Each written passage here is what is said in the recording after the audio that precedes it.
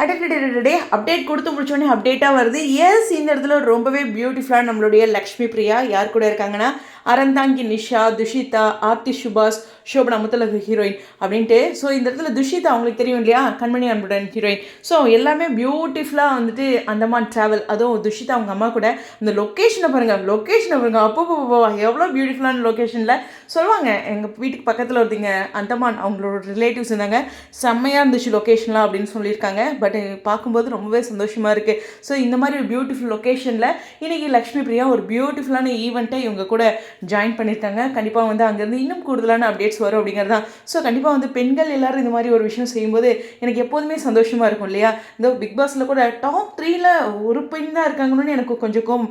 என்கிட்ட கேட்டாங்க நிறைய பேர், பாய்ஸ் விஸ் கேர்ள்ஸ் ஏன் நீங்கள் ஸ்டோரி போட்டிங்க அப்படின்ட்டு.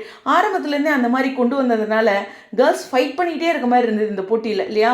போட்டிகள் வைக்கும்போது கேர்ள்ஸோட பலம்னு இருக்குல்லங்க, அதை ஏங்க இப்படி போட்டியில் வச்சிங்க அப்படின்லாம் இருந்தது. ரொம்ப கஷ்டப்பட்டாங்க பிள்ளைங்கள்லாம். ஸோ அதனால் சரி, நம்ம எப்பயுமே சில விஷயங்கள் முரண்பட்டு பேசிகிட்டு இருப்போம். நமக்கு ஒரு கருத்து இருக்கும்போது அந்த கருத்தை பற்றி பேசும்போது அப்படி வரும். இருந்தாலும் பவித்ரா எல்லாமே வந்ததில் சந்தோஷம்தான். முத்துக்குமரன் வின் பண்ணதுலேயும் வாழ்த்துக்கள்.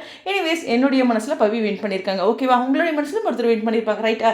ஸோ அந்த மாதிரி ஒரு விஷயம் தான். ஸோ லக்ஷ்மி பிரியாவுடைய இந்த பயணம் உங்கள் எல்லாத்துக்கும் சந்தோஷத்தை தரும் நம்பிக்கையோட இந்த வீடியோ வந்து விடைபெறேன். நாளைக்கு ரெடியாக இருங்க. கண்டிப்பாக நமக்கு சவாலான காட்சிகள் சீரியலில் காத்துட்ருக்கு. ஸ்டேடியம்.